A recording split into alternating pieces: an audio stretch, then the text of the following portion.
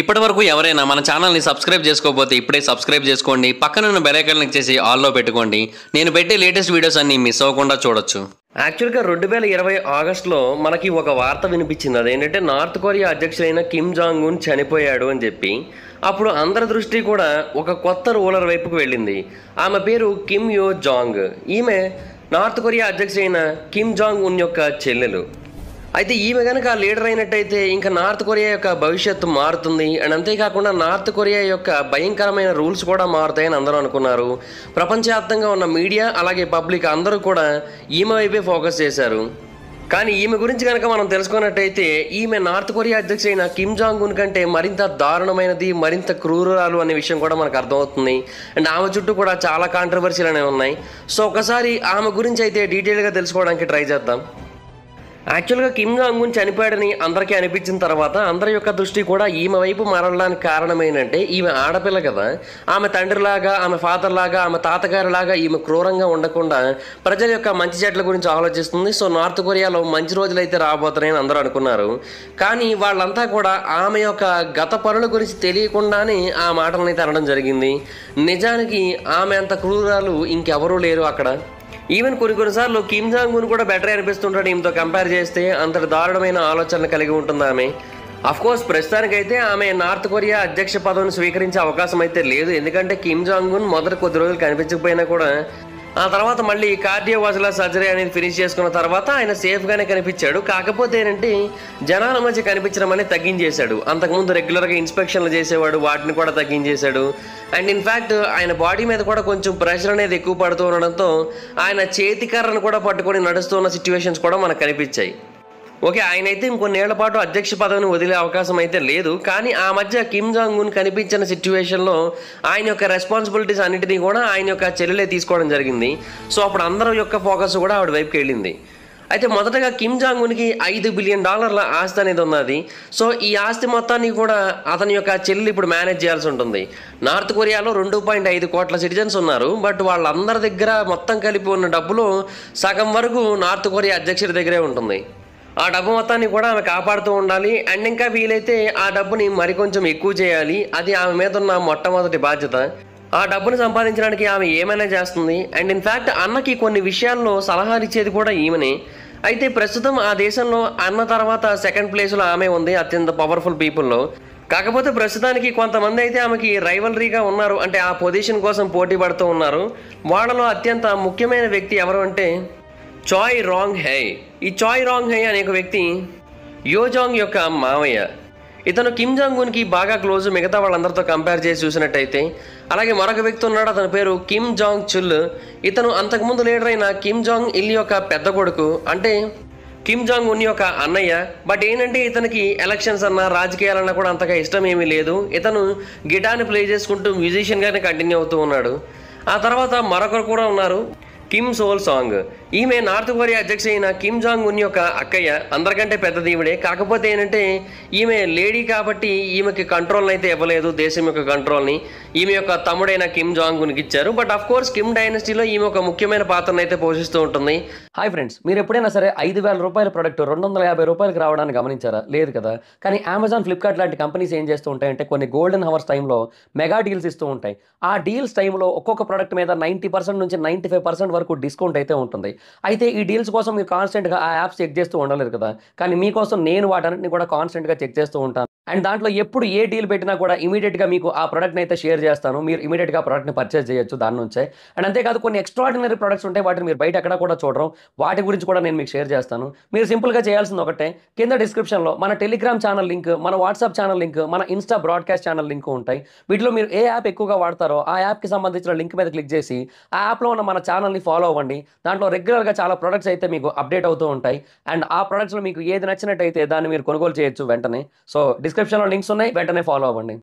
అలాగే Kim Jong నామ్ అనే ఒక వ్యక్తి కూడా ఉన్నాడు. ఇతను కూడా ఆ పొజిషన్ టేక్ ఓవర్ చేయడానికి ఎన్నో ఏళ్ళుగా ట్రై చేస్తూ ఉన్నాడు. ఇతను కూడా వాళ్ళ కుటుంబానికి చెందినవాడే. కాకపోతే ఏమైందంటే 2001లో అతను డిజ్నీ ల్యాండ్లోకి ఫేక్ పాస్పోర్ట్తో ఎంటర్ అయ్యాడు. ఆ విషయాన్ని బయటకు తెలుసుకొని అతన్ని ఆ ప్రాంతం వాళ్ళు అరెస్ట్ చేశారు. దాంతో కిమ్ జాంగ్ ఇల్ వెంటనే అతన్ని తమ దేశం నుంచి బహిష్కరించేశాడు. సో అందువలన అతనికి అవకాశం లేదు. కిమ్ జాంగ్ ఉన్కి 3 ఉన్నారు పిల్లలు, కానీ ఆ 3కి కూడా వయసు అనేది చాలా తక్కువ. సో వయసు రీత్యా వాళ్ళు ఎవరు కూడా తన తండ్రి తర్వాత ఆ పదవిని స్వీకరించే అవకాశం అయితే లేదు. సో అందువలన అందరి యొక్క దృష్టి కూడా ఆబ్వియస్లీ యో జాంగ్ వైపే వెళ్తోంది. ఒకవేళ ఈమె కనుక నార్త్ కొరియాకి అధ్యక్షురాలు అయినట్టయితే లేడీగా మొట్టమొదటిసారిగా అధ్యక్ష పదవిని స్వీకరించిన వ్యక్తిగా ఈమె నార్త్ కొరియాలో చరిత్ర సృష్టిస్తుందని చెప్పాలి, రికార్డ్ బుక్స్లోకి ఎంటర్ అవుతుందని చెప్పాలి. అండ్ ఆఫ్ కోర్స్ ఈమె ఇంతకు ముందే ఒక రికార్డు సృష్టించింది. అదేంటంటే 2018లో సౌత్ కొరియాలో వింటర్ ఒలింపిక్స్ జరిగాయి. ఆ ఒలింపిక్స్కి ఆవిడ నార్త్ కొరియా తరపున మొట్టమొదటిసారిగా వెళ్ళింది. అంటే నార్త్ కొరియా ఫామ్ అయినప్పటి నుంచి నార్త్ కొరియా సైడ్ నుంచి ఎవ్వరూ వెళ్ళలేదు సౌత్ కొరియాకి, కానీ ఆమె వెళ్ళింది. ఏమో ఏ ప్లాన్ వేయడానికి వెళ్ళిందో అక్కడికి. అండ్ ఆ ప్రాంతంలో ఆమె 3 రోజులు స్పెండ్ చేసింది. అండ్ ఆమె 4 మెంబర్స్ని మీట్ అయింది. అండ్ అంతేకాకుండా 18 మంది స్టాఫ్ మెంబర్స్ని కూడా మీట్ అయింది. సో ఆ ట్రిప్ కోసం అని చెప్పి ఆమెకి చాలామంది హయ్యర్ అఫీషియల్స్ని సెక్యూరిటీగా పెట్టారు. అండ్ ఇన్ఫ్యాక్ట్ ఆమె యొక్క ఫుడ్, అకామిడేషన్, ట్రాన్స్పోర్ట్ అన్నింటినీ కూడా సౌత్ కొరియా వాళ్ళే చూసుకున్నారు. అప్పుడు బిల్ ఎంత తెలుసా? 240 మిలియన్ కొరియన్ వాన్స్ అయింది. అంటే డాలర్స్లో చూసుకోవాలనుకుంటే $2,23,237 అయింది. అంటే మన కరెన్సీలో చూసుకోవాలనుకుంటే ₹1,63,00,000 పైనే. 3 రోజులు ఉంటే ₹1,63,00,000 పైన బిల్లు అయిందనమాట. ఆ బిల్లు మొత్తాన్ని కూడా సౌత్ కొరియా వాళ్ళే భరించాల్సి వచ్చింది. అన్నే అనుకుంటే అన్నకంటే దారుణంగా ఉందిగా చెల్లి మెయింటెనెన్స్. అయితే ఈమె సెప్టెంబర్ 26న పుట్టిందన్న విషయం అందరికీ తెలిసిందే. అయితే కొంతమంది ఏమంటారంటే ఈమె 1987లో పుట్టిందంటారు. దాన్ని సౌత్ కొరియా వాళ్ళు చెప్తూ ఉంటే యూఎస్ ట్రెజరీ వాళ్ళు మాత్రం ఈమె 1989లో పుట్టిందని చెప్తున్నారు. సర్లేండి, ఎప్పుడు పుడితే ఏముందిలేండి. 32 ఏళ్ళు అయితే ఉంది, 34 ఏళ్ళు అయితే ఉంది. క్రూరత్వంలో మాత్రం 40 ఏళ్ళు దాటిపోయింది ఈవిడికి. ఈమె మొదటి నుంచి కూడా వేరు దేశాల్లో చదువుకుంది. అలా చదువుకున్న తర్వాత ఫైనల్గా నార్త్ కొరియాకి వచ్చింది ఆమె. అయితే నార్త్ కొరియాలో ఒక రకమైన విప్లవం నడుస్తుంది ఆమె నార్త్ కొరియాకి వచ్చే టైంకి. అంటే నార్త్ కొరియాలో ఏంటంటే విద్యార్థులకి సరైన బెనిఫిట్స్ ఉండవు. అండ్ అంతేకాకుండా ఉన్నా కూడా వాటికి చాలా పెద్ద మొత్తంలో అమౌంట్ అయితే పే చేయాల్సి ఉంటుంది. వైఫై కోసం అయితే అది కూడా చాలా స్లోగా నడిచే వైఫై కోసం కూడా నెలకి ₹8,000 నుంచి ₹10,000 ఖర్చు పెట్టాల్సి ఉంటుంది మన కరెన్సీలో. సో చాలా ప్రాబ్లమ్స్ అయితే నడుస్తున్నాయి నార్త్ కొరియాలో. ఆ ఉద్దేశంతో ఎంతోమంది విద్యార్థులు గొడవలు అయితే చేస్తూ ఉన్నారు. ఆ టైంలో ఈమె నార్త్ కొరియాలోకి వచ్చింది. అన్న పార్టీలోనే మొదట జూనియర్ క్యాడర్లోకి ఎంటర్ అయింది. ఆ తర్వాత మెల్లిమెల్లిగా సీనియర్ క్యాడర్లోకి వెళ్ళింది. ఎప్పుడైతే వాళ్ళ అన్నయ్య పవర్లోకి వచ్చాడో ఇంకా ఆమె యొక్క దశ తిరిగిపోయిందనే చెప్పాలి.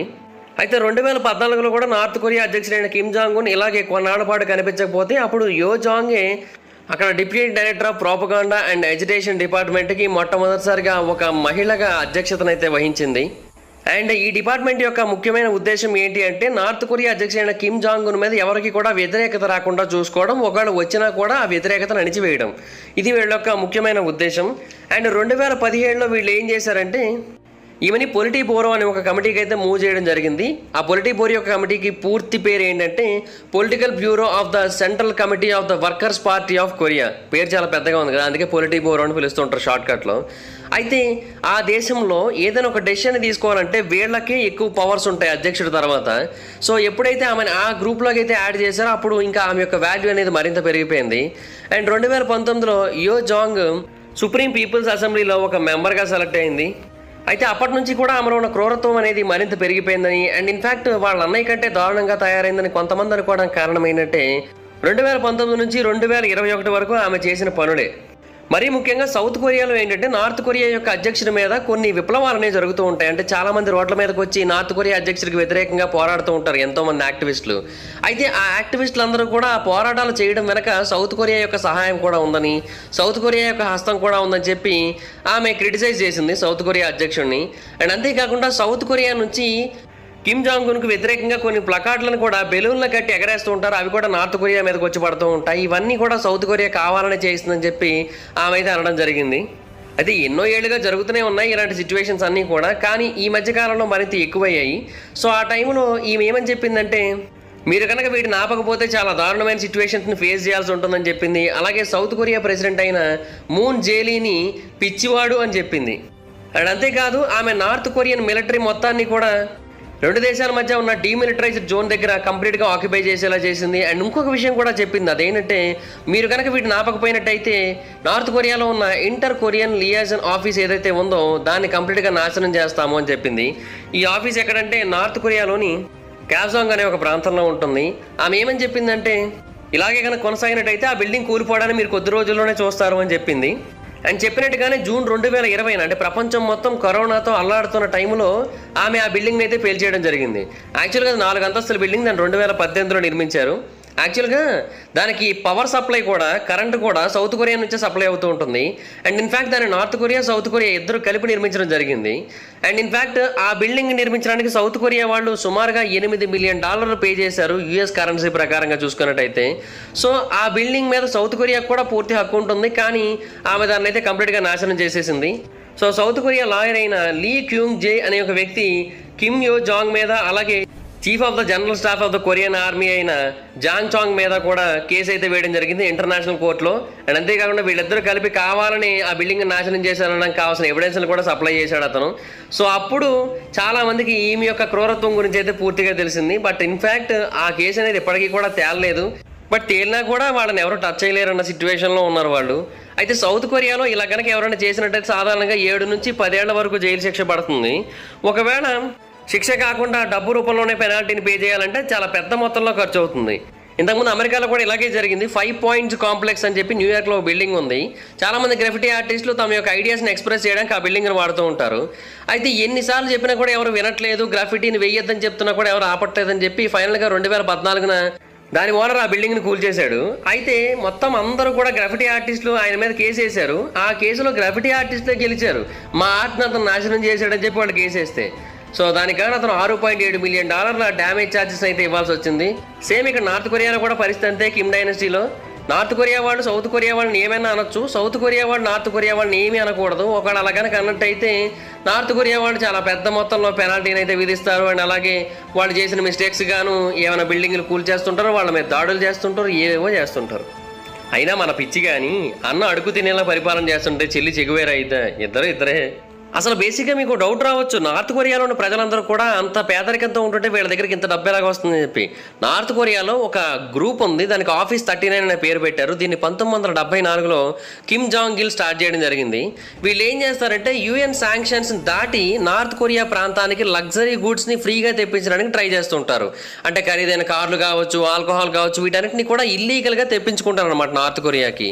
అండ్ ఇన్ఫ్యాక్ట్ వాటికి అసలు ఏమాత్రం అమౌంట్ కూడా పే చేయరు. అండ్ యోజాంగ్ మాత్రమే కాకుండా యోజాంగ్ యొక్క భర్త అయిన చోసాంగ్, ఇలా పేర్లేటరా ఆయన అన్నీ కూడా సర్లేండి, ఆయన కూడా ఉన్నాడు ఆ గ్రూప్లో. సో దానివల్ల ఏంటంటే ఆ గ్రూప్ అనేది బాగా పవర్ఫుల్గా మారిపోయింది. అండ్ ఇన్ఫ్యాక్ట్ ఒకసారి వీళ్ళైతే చైనా నుంచి 2 లగ్జరీ యాచెస్ని నార్త్ కొరియా తెప్పించుకొని ట్రై చేశారు. బట్ ఆఫ్ కోర్స్ కొంచెం బిస్కెట్ అయింది అనుకోండి ఆ ప్లాన్ లాస్ట్ మినిట్లో. ఒక్కొక్క యాచ్ యొక్క ధర సుమారుగా $15 మిలియన్, పెద్ద స్కెచ్చే. అండ్ ఇవే కాదు, వాళ్ళు ఆయుధాలని, మాదక ద్రవ్యాలని అన్నింటినీ స్మగ్లింగ్ చేయించుకుంటారు. వాటి కారణంగా పెద్ద మొత్తంలో డబ్బులు సంపాదిస్తూ ఉంటారు, మొత్తం అన్నీ చేస్తారు. సో నార్త్ కొరియా అధ్యక్షుడైన కిమ్ జాంగ్ ఉన్ కంటే ఆయన చెల్లిన యోజాంగ్ ఇంకా ప్రమాదకారి. సో ఒకవేళ ఆవిడ కనుక ఇంకా అధ్యక్షురాలు అయ్యిందంటే ఇంకా నార్త్ కొరియాని అసలు ఆపలేము. ఇంకా అది ఆవిడ గురించి చెప్పాలంటే సింపుల్గా. ఓకే గైస్, ఈ వీడియో మీకు నచ్చినట్లయితే లైక్ చేయండి, వీడియోని షేర్ చేయండి, మా ఛానల్ని సబ్స్క్రైబ్ చేసుకోండి, పక్కన బెల్ ఐకాన్ క్లిక్ చేయండి. వీడియోని షేర్ చేయడం మాత్రం మర్చిపోతుంది, ఎందుకంటే షేర్ చేస్తే వీడియో గురించి మా ఛానల్ గురించి అంత తెలుస్తుంది. ఒకవేళ మీరు డైరెక్ట్గా ఫాలో అవ్వాలనుకుంటే నా ఇన్స్టాగ్రామ్ ఐడి యొక్క లింక్ కింద డిస్క్రిప్షన్లో ఉంటుంది, దాన్ని క్లిక్ చేసి మీరు ఫాలో అవ్వచ్చు. Thank you guys, bye now. Hi friends, మీరు ఎప్పుడైనా సరే $5,000 ప్రోడక్ట్ $250 రావడానికి గమనించారా? లేదు కదా. కానీ అమెజాన్, ఫ్లిప్కార్ట్ లాంటి కంపెనీస్ ఏం చేస్తూ ఉంటాయంటే కొన్ని గోల్డెన్ హవర్స్ టైంలో మెగా డీల్స్ ఇస్తూ ఉంటాయి. ఆ డీల్స్ టైంలో ఒక్కొక్క ప్రోడక్ట్ మీద 90% నుంచి 95% వరకు డిస్కౌంట్ అయితే ఉంటుంది. అయితే ఈ డీల్స్ కోసం మీరు కాన్స్టెంట్గా ఆ యాప్స్ చెక్ చేస్తూ ఉండలేదు కదా. కానీ మీకోసం నేను వాటన్నిటిని కూడా కాన్స్టెంట్గా చెక్ చేస్తూ ఉంటాను. అండ్ దాంట్లో ఎప్పుడు ఏ డీల్ పెట్టినా కూడా ఇమీడియట్గా మీకు ఆ ప్రోడక్ట్ని అయితే షేర్ చేస్తాను. మీరు ఇమీడియట్గా ఆ ప్రోడక్ట్ని పర్చేస్ చేయొచ్చు దాని నుంచే. అండ్ అంతేకాదు కొన్ని ఎక్స్ట్రాడినరీ ప్రొడక్ట్స్ ఉంటాయి, వాటిని మీరు బయట ఎక్కడ కూడా చూడరు. వాటి గురించి కూడా నేను మీకు షేర్ చేస్తాను. మీరు సింపుల్గా చేయాల్సింది ఒకటే, కింద డిస్క్రిప్షన్లో మన టెలిగ్రామ్ ఛానల్ లింక్, మన వాట్సాప్ ఛానల్ లింక్, మన ఇన్స్టా బ్రాడ్కాస్ట్ ఛానల్ లింక్ ఉంటాయి. వీటిలో మీరు ఏ యాప్ ఎక్కువగా వాడతారో ఆ యాప్కి సంబంధించిన లింక్ మీద క్లిక్ చేసి ఆ యాప్లో ఉన్న మన ఛానల్ని ఫాలో అవ్వండి. దాంట్లో రెగ్యులర్గా చాలా ప్రొడక్ట్స్ అయితే మీకు అప్డేట్ అవుతూ ఉంటాయి. అండ్ ఆ ప్రొడక్ట్స్లో మీకు ఏది నచ్చినట్టయితే దాన్ని మీరు కొనుగోలు చేయొచ్చు వెంటనే. సో డిస్క్రిప్షన్లో లింక్స్ ఉన్నాయి, వెంటనే ఫాలో అవ్వండి.